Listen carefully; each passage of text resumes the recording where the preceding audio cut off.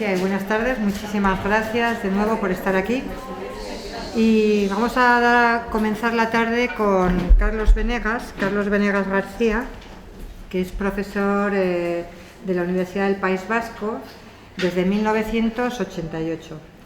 En 1992 obtuvo el doctorado con la tesis Pintura mural en los templos medievales de la Llanada Occidental alavesa y imparte actualmente docencia vinculada a los campos de conservación y restauración de pintura y materiales murales. Hace en el grado de conservación y restauración.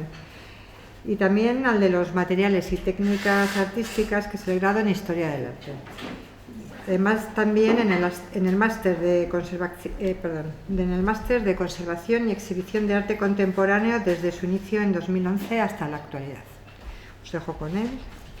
Adelante, Carlos. Muy bien. Bueno, pues nada, pues buenas tardes. Y nada, yo pretendía hacer una presentación así muy visual, ya que estamos ya en verano y además en un día tan caluroso como hoy. Y he titulado esta charla, ¿no?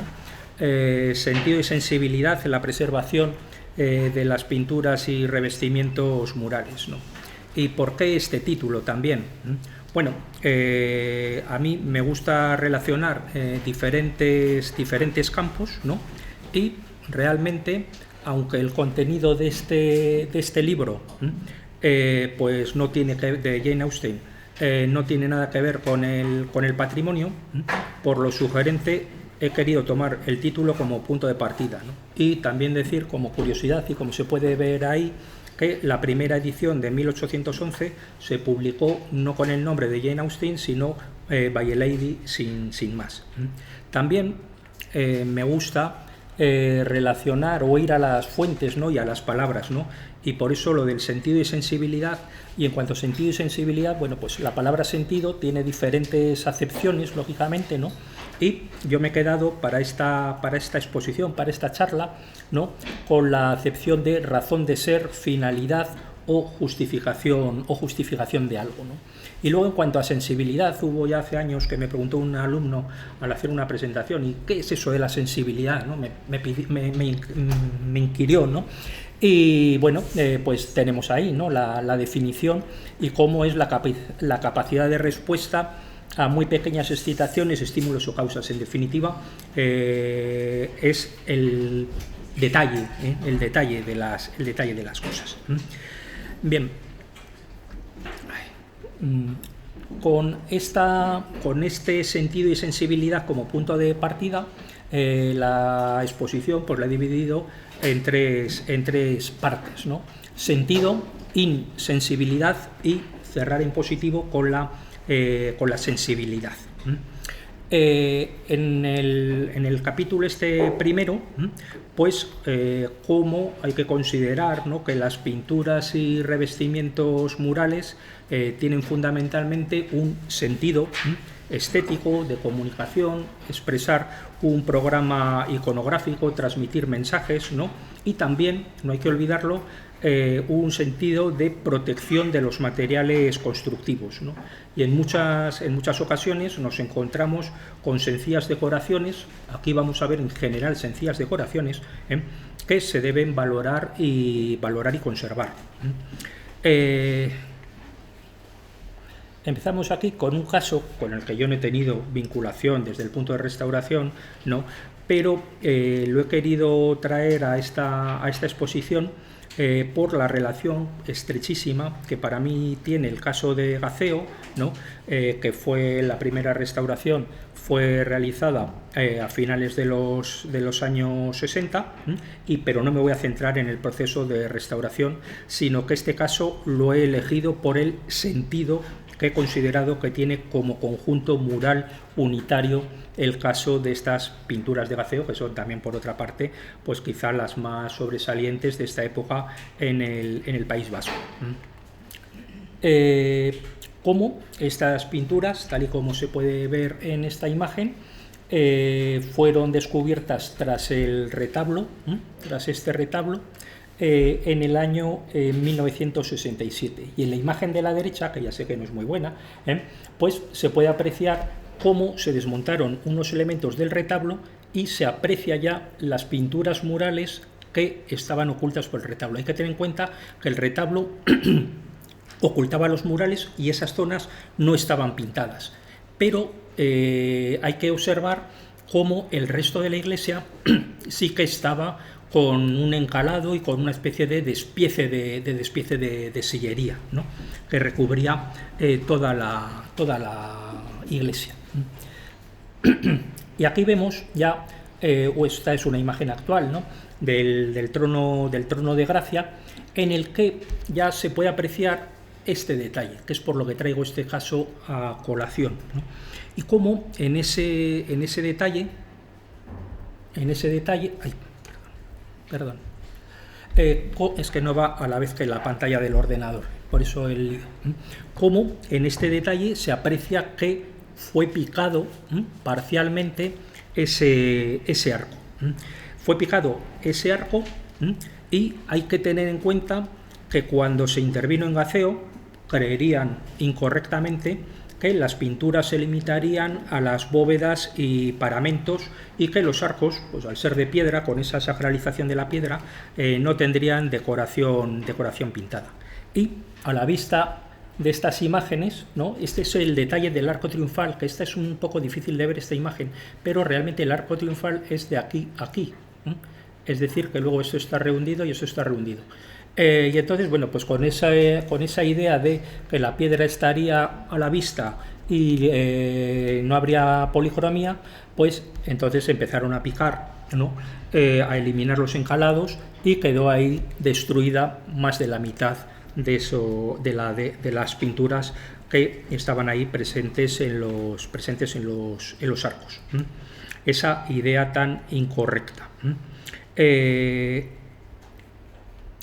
Hay que tener en cuenta, estamos hablando del siglo pasado y de hace ya muchos años, ¿no?, cómo la intervención en Gaceo pues fue realmente radical, y actualmente no se habría hecho esta intervención. Por ejemplo, y ya he dicho que no me voy a meter en el tema de la restauración, pero el ábside era de piedra de mampostería y fue desmontado y luego fue sustituido incluso por piedra de sillería, como podemos ver aquí. Piedra de sillería con acabado de textura de puntero. Yo, en plan bien pensante, quiero creer que dieron la textura de puntero para hacer una cierta discernibilidad entre la obra original y que estos eran elementos totalmente de reposición, ¿no? Y vemos el ábside con la piedra de mampostería, y tras la transformación o tras la conversión ahí en piedra de sillería, ¿no? En definitiva, la imagen posterior a la reforma radical de ese ábside. Con otros casos que tenemos y que voy a presentar, pues tenemos aquí la parroquia de Betolaza. Esta parroquia perdió totalmente la cubierta, y tal y como podemos apreciar aquí, pues vemos cómo se habían desarrollado árboles y demás. Hace años a este edificio se le puso una nueva cubierta y se transformó en centro social. Y en cuanto a lo del sentido, ¿no?, que era el título de este capítulo, vemos aquí cómo estos muros eran de piedra de mampostería claramente, pero cómo esa mampostería pues no se consideraba digna, con buen criterio, creo yo, y entonces el muro de mampostería se recubrió con una decoración mural simulando la sillería. En definitiva, se recubrió con un sentido estético, como claramente se ve, y luego a su vez también está recubierta por encalados, ¿no? Así que también el sentido de la estética. Continuando con el conjunto de Betolaza, tenemos esta pinceladura, ¿no?, de la que hablará, de las pinceladuras el profesor Pedro Echeverría, y vemos en esta pinceladura de 1678 cómo también eran conjuntos unitarios. Vamos a pasar a un detalle, conjuntos unitarios, ¿no? Las claves, las nervaduras, la plementería, esa unidad. Y también muchas veces a partir de la destrucción vemos la construcción, ¿no? Y en esta imagen podemos apreciar claramente el sistema constructivo de esa plementería. Y cómo no está puesta las piedras, ¿no? En los mampuestos, que no están puestos de cualquier forma, sino que están como en forma de abanico para tener más solidez estructural. Y luego también, por otra parte, aunque esto no sea para nada una pintura realizada al fresco, vemos cómo hay dos estratos de mortero y luego ya sobre el estrato superior, pues cómo está aplicada la pinceladura.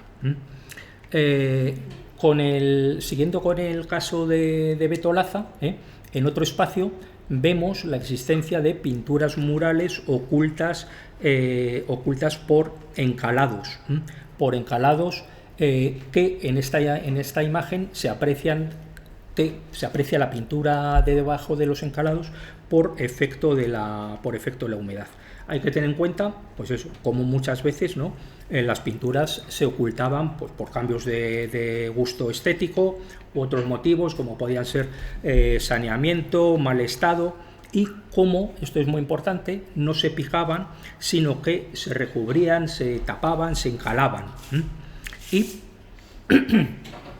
este otro caso, también de una localidad alavesa, de la localidad de Molinilla, que al igual que la de Betolaza que he comentado antes, hace años se le puso una cubierta, porque aquí esta bóveda se mantenía, pero vemos aquí los escombros de la bóveda que estaba derrumbada, y como este edificio se le puso una nueva cubierta de madera laminada y también se transformó en centro social.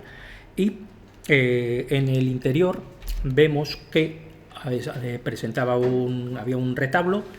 Aquí desmonté los fondos del retablo para ver cómo detrás del retablo, igual que en el caso primero que he comentado, en el caso de Gaceo, pues existían pinturas murales sin encalar. Es decir, no picar, no eliminar, no destruir, sino superponer. Y en Molinilla también nos encontramos con este mural que tiene es bastante peculiar, ¿no? Esta representación de la muerte, que también estaba parcialmente recubierta por encalados, que vemos aquí la calavera, y cómo esa calavera, la superposición, ¿no? Cómo hay se pueden contar ahí 5 capas de encalados. O en otro caso, la ermita de Santa Juliana en Gallarta, como en este caso en el que también intervenimos desde la facultad, ¿no? Pues vemos aquí el picado previo al recubrimiento, pero como ese picado no supuso la destrucción total de esas pinturas,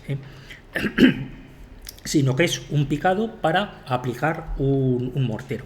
Hay que tener en cuenta también que era menos costoso recubrir que picar todo, que picar los edificios hasta el alma, y además muchas veces el tener menos recursos supone una menor destrucción. En Santa Juliana nos encontramos otras pinturas de una época posterior, ¿no? Que son, por otra parte, son unas pinturas muy poco conocidas, las que he mostrado en la imagen anterior, ¿no? Estas pinturas también con los picados, y aquí me molesté en pintar ahí, ¿no? en poner los puntos para que se viera cómo hay, si lo contamos, 10 capas de encalado. Es más, superposición, insisto en ello. Y en este otro caso, que vamos a ver más detenidamente, tenemos aquí la parroquia de Legarda, muy cercana a Vitoria, muy cercana al aeropuerto de Foronda, y en el interior apreciamos aquí esta imagen de archivo del año 1939 y la imagen de la derecha, que está de finales de los años 80, y cómo esta parte se picó, y además esta, tal y como vamos a ver, tiene decoraciones rojizas, decoraciones rojas, como solo se picó la parte inferior, debido al gran trabajo que supuso para los lugareños, en definitiva, y eso les hizo desistir de la destrucción y del pelado completo del interior del edificio.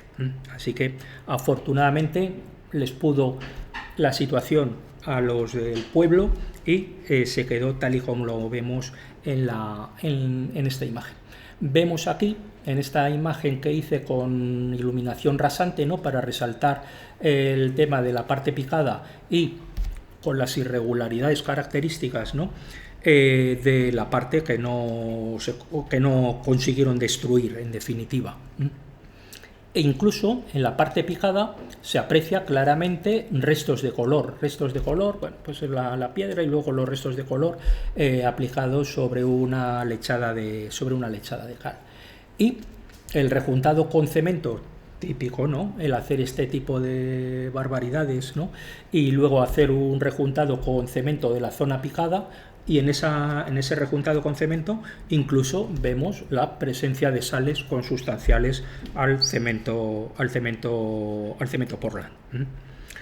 Y también en esas catas sistemáticas que hice en la parroquia de Legarda, ¿no?, pues vemos en esta imagen el capitel con los realces de color rojo, y tenía un montón de capas de encalado, que como curiosidad en el catálogo de la diócesis de Vitoria aparece descrito este capitel, un capitel de palmas y bolas, y se aprecia, creo que bastante bien, cómo realmente no, bueno, palmas sí que pueden ser, pero que eran unas piñas, y cómo tiene todos los toques de color, los realces de color rojo, es decir, que una vez más, ¿no?, esa unidad entre la parte de muros, bóvedas, capiteles, arcos, etc.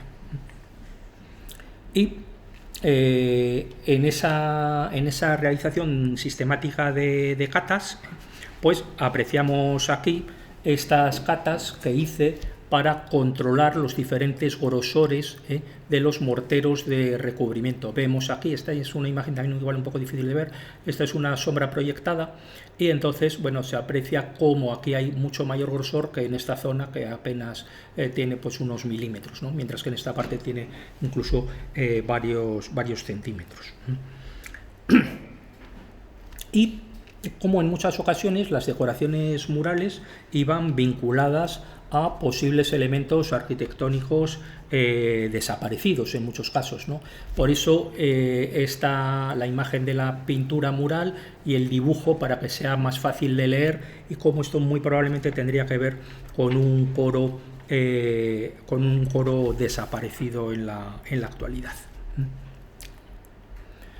Algunos detalles de esas pinturas rojas de Legarda, ocultas por encalados, esta especie de discos solares, y cómo también, ya de una época diferente, ¿no?, en la sacristía podemos apreciar esta pinceladura en grisalla que también estaba oculta por encalados. Bien. Hay que decir que esta iglesia está a día de hoy sigue sin hacerse una intervención sobre ella, y es una lástima. Matizando el tema del sentido, vamos a ver algunos casos de acabados exteriores, como puede ser el caso este del caserío museo, en el que podemos apreciar cómo ese paramento está recubierto con un rejuntado muy amplio, empastando la piedra de manera que no se retenga el agua de lluvia que puede incidir sobre esa fachada. O semejante tratamiento, o muy parecido, ¿no?, el caso de la ermita de Nuestra Señora de Ayala, muy cercana a la localidad de Alegría. Y también matizando ese tema del sentido, ¿no?, la razón por la que aparecen los revestimientos o los rejuntados, tenemos también esta imagen del Palacio de los San Cristóbal, en la Casa de la Cultura de Estella, que tiene lo que se denomina un encebollado, que realmente un encebollado es un mortero que regulariza los ladrillos cerámicos macizos, y cómo ese mortero también evita que penetre la humedad en esas juntas, ¿no? Un encebollado que hace muy poco, el mes pasado, hablando con un par de muy antiguas exalumnas que están aquí en estas jornadas, ¿no?, me decían también que si se conocía este tratamiento como cebollao, zabollao, etcétera, etcétera. Pero bueno, yo realmente como lo conocía era el encebollado, pero bueno, siempre aprendemos cosas. Y vemos aquí el Museo del Carlismo, ¿no?, en el Palacio del Gobernador, en Estella también, que es un edificio totalmente rehabilitado, y cómo en la rehabilitación se rehizo ese encebollado, ese acabado de la fachada, como elemento también no solo estético, sino de preservación del ladrillo de ese edificio. O el Castillo de Marcilla. Estas imágenes son también muy recientes. La vista general, el detalle del encebollado o cebollao, y la imagen de los restos de pinturas que se conservaron en el interior. Este edificio fue reconstruido para biblioteca, escuela de música y ayuntamiento, como por ejemplo se ha hecho en otros casos, ¿no?, como el monasterio de Santa María la Real de Aguilar de Campo, que también se hizo una intervención, bueno, pues para que tuviera un uso, ¿no?, como instituto, centro de estudios del románico, albergue, etcétera, etcétera. Y vamos a pasar a la segunda parte, a la insensibilidad, ¿no?, como factor de deterioro. Vamos a empezar con un caso que no es que lo critique, sino que lo pongo esencialmente por una imagen. Vemos la imagen del año 92 y la del año 2020, que es como está en la actualidad, aunque estemos ahora en 2025. Y este edificio está muy bien restaurado, está necesitado de restauración interior, pero lo muestro esencialmente por esta imagen, ¿no?, que vemos aquí en el año 92, la vandalización de ese sencillísimo mural, ¿no?, desde Jerusalén, y luego, bueno, pues como lo he ido siguiendo a lo largo de los años, y en el año 2014 pues ya apenas quedaba, y en el año 2020 pues quedaba lo que quedaba, ¿no?, el vandalismo como factor importantísimo de deterioro. Y al hilo de este mural que está en esta iglesia, quería comentar este caso, ¿no?, de Ribera de Valderejo. Ya he dicho que está pendiente de restaurar su interior y espero que se consiga en pocos años. Perdona, Carlos, pero sí, está licitado ya. Está ya licitado. Mira, una buena noticia. Ok, pues gracias por la información. Y cómo en el año 1992, que es de esa fotografía, ¿no?, cuando hicimos una visita técnica a este lugar con la Diputación de Álava y por parte de la universidad, pues iba yo, pues nos encontramos con este panorama, ¿no? Con este panorama. Es un sitio, bueno, ya se ha visto en la primera imagen, que está muy aislado, ¿no?, y cómo habían entrado, y no lo sabía nadie, ¿no?, hasta ese momento, y cómo tras entrar por una ventana alta, además, forzando una gruesa reja, con los propios barrotes de la reja, habían reventado todas las tumbas existentes en el interior, y por eso nos encontramos este caos. Luego se hizo una intervención muy básica de reordenamiento. Y bueno, hay que decir también que tiene unas pinturas del gótico lineal. Así que es un caso que me alegra mucho lo que me acaba de comentar Diana, de que ya se va a intervenir porque lo está pidiendo a gritos. Y más casos, pues tenemos aquí el caso del santuario de Estíbaliz, en el que también podemos apreciar en estas imágenes históricas un poco la evolución, que actualmente pues el entorno es muy diferente, ¿no? Y como en el caso del santuario de Estíbaliz vemos esta imagen de archivo del año 1906, cómo estaba completamente revestido el interior, con un encalado y con un despiece de sillería, y cómo esta iglesia, pues en los años 70 fue picada completamente, y podemos ver aquí la imagen actual resultante de esa intervención tan agresiva de los años 70. En el interior pues podemos ver este muro de mampostería con las juntas bien rehundidas y, en fin, esto es lo que tenemos a fecha de hoy. Y además, en el caso de Estíbaliz, pues no solo el picar todos los muros, sino que además se abujardó. Este es un detalle de una zona abujardada rejuntada con cemento Portland. Lo del abujardado, que es esta textura como de cuadraditos, y por si acaso alguien no sabe lo que es una bujarda, realmente, pues tenemos aquí esta imagen del Museo de la Piedra de Campaspero. Es un museo interesantísimo si no lo conocéis. Las bujardas manuales, que se aplicaban así como un mazo, y luego también esta es una bujarda de aire comprimido para que vibrara con el aire comprimido. Entonces, bueno, pues ese abujardado del santuario de Estíbaliz supuso también un falseamiento de esa imagen, ya que se destruyó totalmente la característica huella diagonal de esa época, de la época del santuario de Estíbaliz.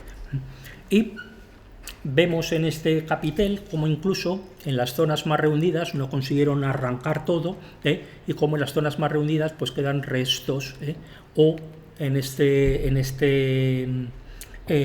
esta parte, como no solo quedan restos de encalados, sino que además aparecen, se conservan, pese a la operación esta tan agresiva, se conservan en esa clave restos de color. Podemos ver cómo realmente son dos edificios que parecen diferentes, ¿no? El de 1906 y el actual. Hay que tener en cuenta además, que no sabemos lo que podía haber debajo de esos encalados, no lo sabemos y no lo sabremos en la vida, claro. Y aquí tenemos la Basílica de Armentia, Armentia, una localidad integrada prácticamente en Vitoria en la actualidad, y como la Basílica de Armentia en la actualidad pues la encontramos también absolutamente picada, con las mamposterías, con las juntas rehundidas, que retienen además muchísimo polvo, que hacen que los edificios sean auténticas cuevas, que luego precisan un montón de iluminación y que absorben, por lo tanto, muchísima luz. Vemos la mampostería con las juntas totalmente rehundidas y totalmente descarnada, ¿no? Y aquí tenemos de las imágenes de archivo cómo estaba todo recubierto, e incluso aquí estos pilares se conservan, pero parece que eran el soporte de un coro, que ese coro es actualmente inexistente. Y en este sentido, Juan Ignacio Lasagabaster, que fue durante muchos años arquitecto de patrimonio de la Diputación de Álava, pues hablando con él muchas veces me dijo, ¿no?, que quería jubilarse con Estíbaliz y Armentia revocados, pero desgraciadamente se jubiló hace unos años sin conseguirlo, y a día de hoy pues continúa como he mostrado, ¿no? Y vinculado con lo que estábamos viendo, tenemos esta obra de Friedrich, el monasterio de Eldena, y cómo nos dice aquí, ¿no?, que nos deberíamos fijar en el color, en los restos de color que refleja Friedrich en esta obra, ¿no? Lo que deberíamos observar es el tratamiento de los paramentos de la ruina, ¿no? Los historiadores del arte, entre Leo, ¿no?, los historiadores del arte y los arquitectos prescindieron de este tratamiento de los muros y se inventaron una arquitectura sin color, o mejor dicho, el color natural de los materiales, piedra y ladrillo, creando un aspecto nuevo del edificio. Por lo tanto, la primera imagen de un monasterio que vemos es falsa. Esto es una demostración palpable, ¿no? Y, como hemos visto en el capítulo de El sentido, en el pasado, en general, en vez de destruirse las pinturas murales o los recubrimientos de acabado y protección de los edificios, cuando por el mal estado o la propia evolución artística se desechaban esos elementos, se solía trabajar generalmente por adición, es decir, se superponían nuevas capas, lo que ha permitido la supervivencia de decoraciones a lo largo de los siglos y la posibilidad de la recuperación desde el campo de la restauración. Y en ese sentido tenemos este texto tan contundente, ¿no? tan bestial, ¿no? Del arrancar las diferentes capas de todos los colores y especies que le fueron poniendo nada menos que los siglos de ignorancia y depravación artística a la Catedral de León, con lo cual, evidentemente, nunca podremos saber qué tipo de recubrimiento o decoración mural pudo tener, pero como consuelo sabemos desde luego que algo tuvo esa catedral. Y tenemos aquí el caso de la parroquia de Pallueta, y este es también un libro editado por la Diputación de Álava, de José Laborda y Neva, es el texto, y cómo en este texto Laborda nos habla, ¿no?, del contraste entre la piedra, ¿no?, las bóvedas y todos los arcos detalladamente o minuciosamente trabajados, y cómo fue también picada completamente, y lo que nos dice aquí no es difícil corregir el error, basta con tender de nuevo los revocos que deben cubrir la piedra, pero la sucesión de actos innecesarios no puede menos que afectar al ánimo, Y yo tengo aquí un pero, ¿no? No es difícil corregir el error, sí, se puede poner un nuevo mortero, pero lo que no vamos a poder poner nunca es el propio mortero, y lo que no vamos a poder nunca es restituir lo que pudo haber debajo de ese mortero. Así que hay que hacer para mí hay que hacer esa puntualización. Podría poner, desgraciadamente, muchísimos casos, ¿no? Pero tenemos aquí, bueno, pues como ejemplo, y no quiero aburrir, la parroquia de Turiso, despellejada como otros muchos edificios, ¿no? Y antes hablaban de los encebollados y de los rejuntados. Bueno, en el exterior de edificios pues también nos encontramos este tipo de, digamos, de agresiones, ¿no? En la calle Correría vemos este edificio que es un edificio rehabilitado, pero con el recubrimiento, mientras que los de la derecha de ese edificio pues están totalmente descuartizados, ¿no? Y hay que tener en cuenta que los edificios generalmente estaban recubiertos con varias capas de mortero, ¿no?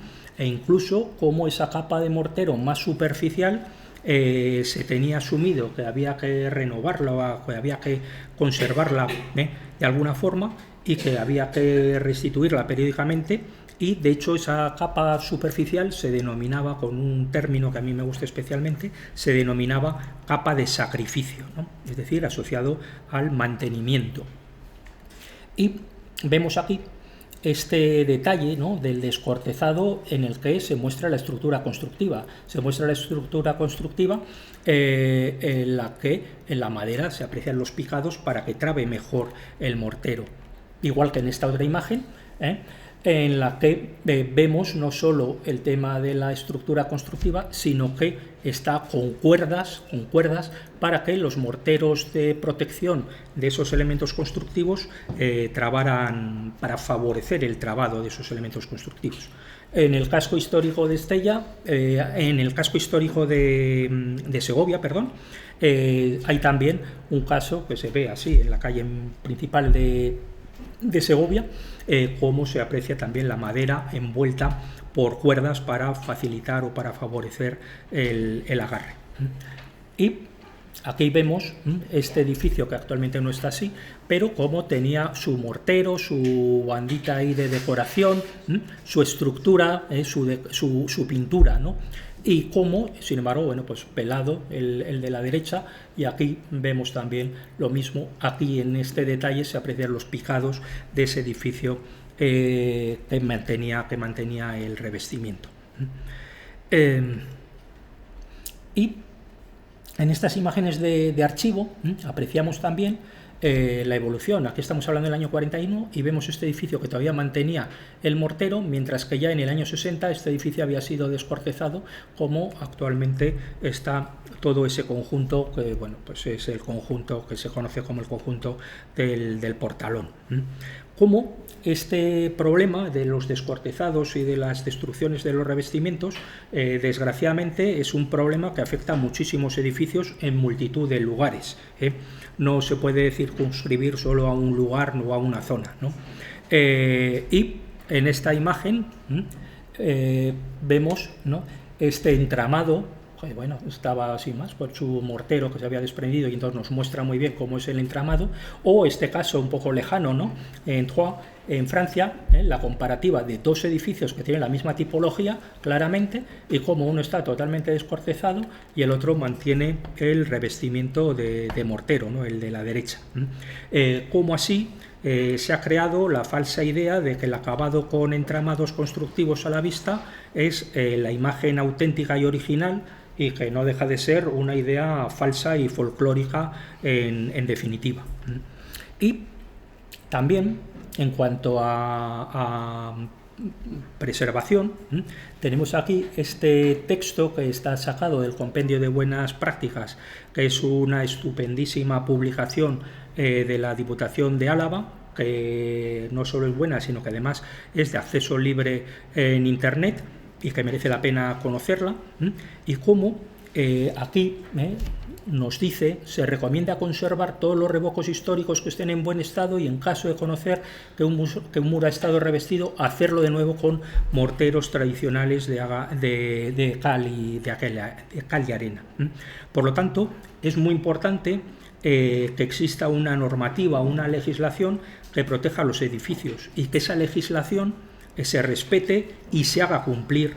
Y en ese sentido, pues tenemos este caso, que es una batalla que tengo en la actualidad, de este chalet de la Ciudad Jardín, que está totalmente protegido, y nos dice, ¿no? Es este chalet concretamente en esta ubicación, el mantenimiento de las características decorativas esenciales supone la no modificación de las soluciones constructivas y ornamentales de las fachadas, ¿no? Es decir, que esas fachadas se pueden reparar, pero nunca modificar. Y de esta batalla, pues tenemos aquí el estado, ¿no? En 2024, el cartel publicitario en la obra, en la que nos mostraba incluso el edificio con los revestimientos históricos, en definitiva, ¿no? Porque por algo está protegido este edificio. Y aquí tenemos el estado actual, ya veis, de hace nada, ¿no? de este mismo mes que hice la fotografía, ¿no?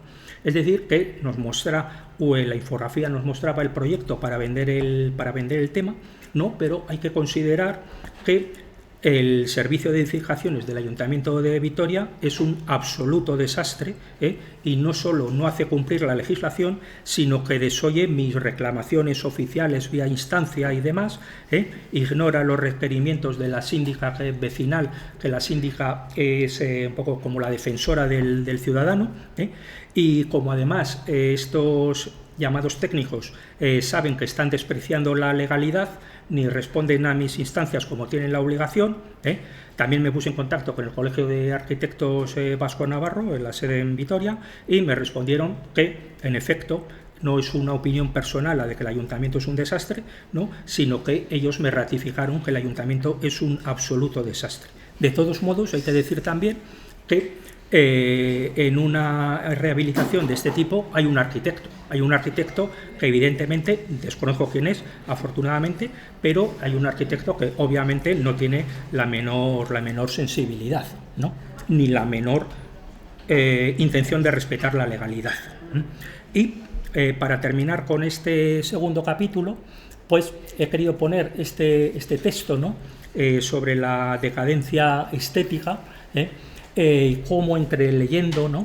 Pues nos habla de los descortezados, arquitectos que ignoran las virtudes de la cal grasa, sacar la piedra, desfigurar el aspecto arquitectónico, y cómo se impone el gusto de mostrar pobres mamposterías con lamentables rejuntados de cemento portland. Decir que este es un texto sacado de un libro, o de una colección de libros realmente, porque este es del volumen sexto de una colección sumamente interesante, muy difícil de conseguir porque actualmente está agotado, pero bueno, tenemos la suerte de tenerlo en la excelente biblioteca de la Facultad de Bellas Artes. Tenemos esta colección de libros sobre patrimonio.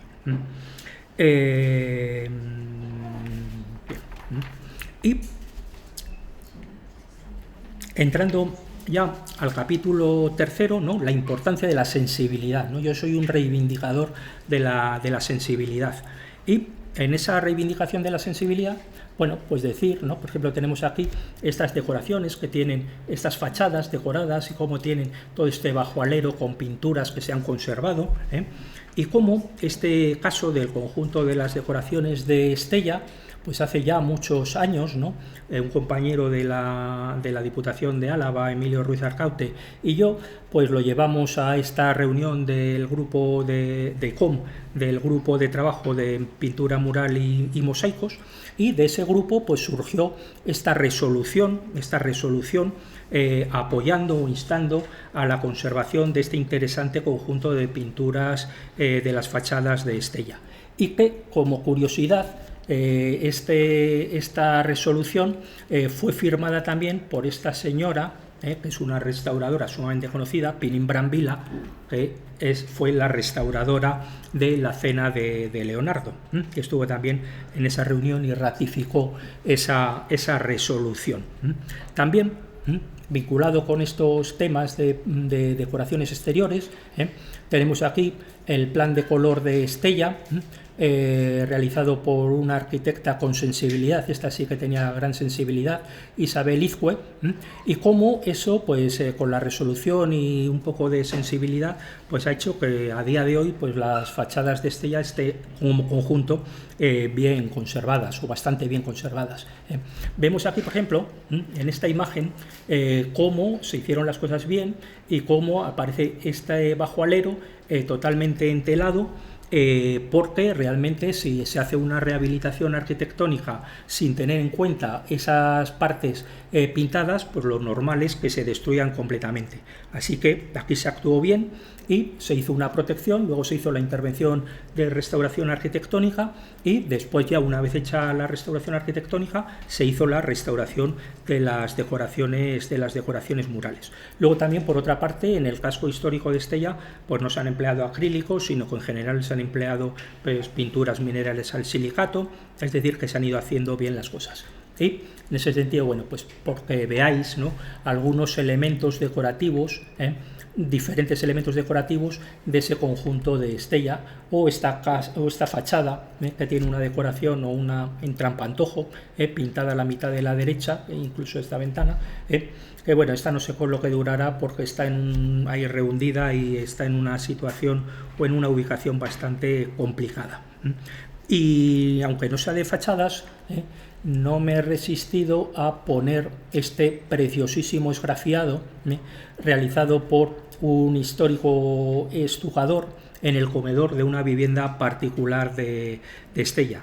Y cómo este Oriol sigue siendo una empresa que existe en la actualidad, como actualmente es la sexta generación, Oriol García Alcocer es la sexta generación de arquitectos, de estujadores, perdón, y como seguro que hay una obra de Oriol que seguro que conocéis todos, que la he puesto aquí en el Museo del Prado, el estuco planchado. El estuco planchado, que es un precioso y un maravilloso estuco, y vemos aquí las características de ese estuco planchado con estas ligeras irregularidades, y he querido poner este texto también del arquitecto Oscar Tusquets, y cómo en este texto pues lo que nos dice, ¿no?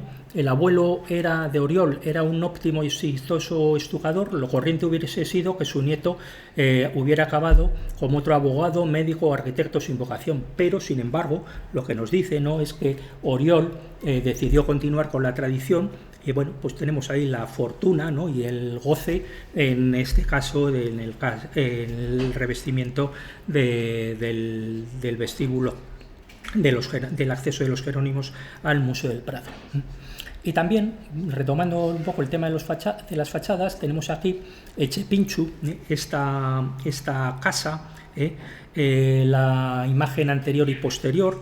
Esta fachada yo temía que al final se fuera a destruir por las inclemencias del tiempo y por la dejadez, pero al final, en el año 2014, pues se restauró, la restauró la empresa bilbaína Equipo 7, pero hay que decir que Equipo 7 se quejaron de la imposición del arquitecto, porque, voy a pasar un momento hacia detrás, porque el arquitecto les impuso, no sé por qué razón, les impuso el color crema de la parte inferior en contra de su criterio, que habría sido una mejor entonación.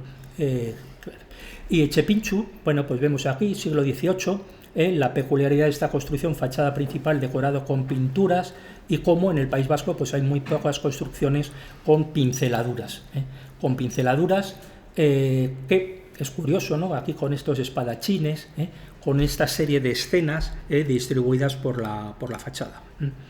En muchas ocasiones, a lo largo de los muchos años, 38 años que llevo de docencia, ha habido personas individuales sensibles y preocupadas por el patrimonio que, como profesor de la universidad, pues, o como universidad, ¿no?, pues me han pedido asesoramiento. Por ejemplo, en el caso del conjunto de Zaldívar en Vizcaya, que es un precioso conjunto con unos frescos estupendos de Juan de Aranoa, y que, aunque parezca mentira, este conjunto es sumamente desconocido, es tan bueno como desconocido, y como en la actualidad, pese a mis esfuerzos por darlo a conocer, sigue sin restaurarse ni ponerse en valor, lo cual me parece lamentable. Vemos en esta otra imagen cómo están las pinturas deterioradas, pero bueno, como factor de tranquilidad hay que decir que la cubierta está restaurada, con lo cual pues ya no hay ese problema de filtraciones. Y también, bueno, para que se vea, ¿no?, la delicadeza, el cariño con el que pintó estas pinturas Juan de Aranoa, ¿no?, que es son unas pinturas dignas de conocer. Y de esos asesoramientos que a lo largo de los años pues nos han pedido, ¿no?, estas decoraciones murales en una casa particular en Cantabria, con esta liebre de la derecha en Trampantojo, que este conjunto está actualmente en restauración, por fases, debido a su alto coste. Pero bueno, tenemos la tranquilidad de que no se va a perder este conjunto, que es bastante amplio, no es solo lo que he mostrado. O también de esos asesoramientos e intervenciones, porque en este caso intervinimos como trabajo de clase, como prácticas de clase, estas pinturas de una casa particular, que también tenía varias estancias decoradas, situadas en la Cuadra, en esta localidad vizcaína. Y el Hotel Torre de Ruesga, también en Cantabria, y vemos aquí todas las huellas, todos los murales, como valor añadido y que dan carácter y personalidad a un espacio. Por lo tanto, la importancia de la preservación. Y este texto, que lo he querido sacar también de un precioso libro, que es de Peridis, Hasta una ruina puede ser una esperanza, del monasterio de Santa María la Real de Aguilar de Campoo, ¿no? Y cómo eso, lo que nos está mostrando este texto es cómo es fundamental, ¿no?, hacer una restauración con sensibilidad, ¿no?, en la que se respeten las huellas, las texturas, los materiales de diferentes épocas. Y pasando a otro lugar, tenemos aquí la iglesia de Añúa, que es una iglesia de muy buena calidad, ya se ve aquí en el ábside, y cómo esta iglesia de Añúa comenzó la restauración arquitectónica en el año 77. En la actualidad está así, bueno, ahora se ve menos porque tiene un árbol ahí muy crecido, pero que no afecta a la conservación de la iglesia. Y cómo esta iglesia, podemos ver que se hizo una intervención también, estamos hablando de otras épocas, una estructura en la entrecubierta con una estructura metálica, una intervención muy radical, con unos criterios muy diferentes a los actuales, ¿no? En el año 86 realicé las catas sistemáticamente de todo este interior para determinar si había algún tipo de decoración bajo los encalados, y se descubrieron también pinturas lineales rojas y un fragmento de escena de carácter guerrero que vamos a ver ahora. Y haciendo un pequeño inciso relacionado con las infraestructuras y con la evolución, pues podemos ver aquí la evolución de todo el tema de los andamios y de la seguridad. Los andamios con los que yo me jugué el tipo en el año 86, o aquí ya pues haciendo un par de visitas, el caso de Beasain, que se verá también el jueves y el viernes por la mañana, ¿no? Cómo han cambiado y bueno, cómo se podían hacer, y hacíamos visitas con los alumnos de restauración sin mayor problema, ¿no? Y cerrando el inciso, bueno, pues cómo en el caso de Añúa, ya en aquella época, y hace 39 años, se tuvo la sensibilidad de contar con la restauración de mural de forma coordinada con la arquitectónica, como por ejemplo para resolver esta grieta estructural, que obviamente tenía también sus connotaciones estéticas. Vemos aquí el momento en el que descubrí la escena ya tras la restauración, esta escena que tiene una cierta relación con las de la localidad de Alaiza. Y también vemos los capiteles con trazas de color, conjuntos unitarios, y también cómo estaban totalmente enmascarados por sucesivas capas de encalados que enmascaraban totalmente la minuciosa talla. Vemos el aspecto, la vista general o la imagen final de la cabecera. Y cuando vemos este edificio, a mí siempre me da la sensación de una dureza, ¿no? Y de muy frío. ¿Y por qué es este acabado tan frío? Bueno, pues tenemos aquí cómo se hizo en el caso de Añúa, cómo se niveló, cómo se raseó de forma totalmente nivelada, mientras que los acabados tradicionales mantenían un mortero que iba en realidad paralelo a la mampostería. Y entonces eso da como un movimiento diferente, ¿no? Ya voy a terminar casi. Tenemos la ermita de San Pedro Zariguete en Zaya, en Vizcaya, y cómo esta ermita fue restaurada, ¿no? Y aquí yo doy importancia a la claridad de ideas y la sensibilidad. La restauración fue realizada como prácticas de curso por los alumnos de la sección de restauración y fue realizada por las dificultades, por la situación tan difícil para mantener estas decoraciones.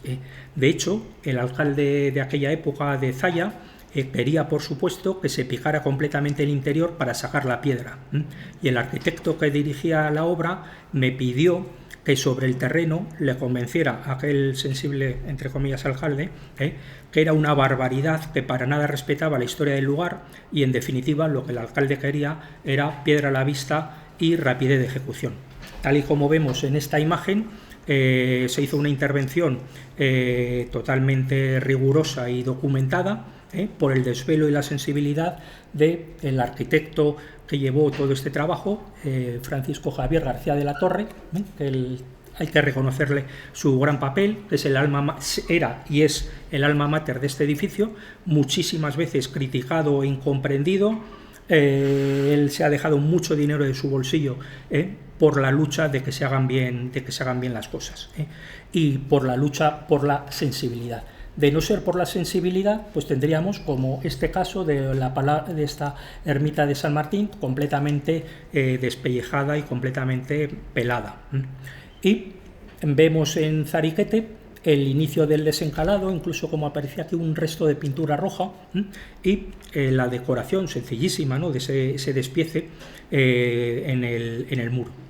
Se respetó al máximo la decoración. Hubo que hacer consolidaciones, hubo que hacer levantamientos de encalados y demás, y como vemos aquí la superposición de decoraciones murales que por supuesto se respetaron, y hay que decir que en la actualidad la gente que va allí, y va mucha gente porque ahí tiene muchas visitas, porque está situada esta ermita en el ramal del Camino Santiago, conocido como el Camino Olvidado, y cómo a la gente le llama la atención la calidad visual que tiene esta ermita. En este caso voy a hablar muy resumidamente. Hicimos un saneado de este muro, se reservaron las cruces, que era lo único que había, y entonces lo que se hizo fue después aplicar sin más un mortero de cal manteniendo la irregularidad propia del muro de cantos rodados, ¿no? Vemos en esta imagen la irregularidad resaltada con la iluminación rasante, y como también en San Pedro Zariquete se ha hecho otra operación que muchísimas veces se olvida, que son los trabajos de mantenimiento. Parece que cuando una restauración se termina, ya se ha terminado para toda la vida, y no se puede dejar, sino que hay que mantener. Y vemos aquí la comparativa entre Zariquete y Añúa, ¿no? El dinamismo que tienen esos muros y la frialdad que comentaba antes de Añúa. Y para terminar, ya termino, quería concluir con este texto que no tiene nada que ver, la autora del texto, ¿no?, que es la pintora Amalia Avia, pero lo que nos dice Amalia Avia en relación a la sensibilidad. Y lo voy a leer en honor a Amalia Avia, ¿no? Cuando veo algo que se conserva con todo su carácter, me gusta tanto que si tengo ocasión no puedo evitar decírselo a su breviario.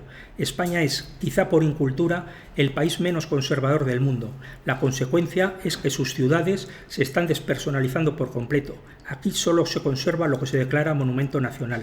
Y como hemos visto en el caso de Vitoria, ni lo que está tan siquiera protegido legalmente se conserva, por desgracia. Así que muchas gracias.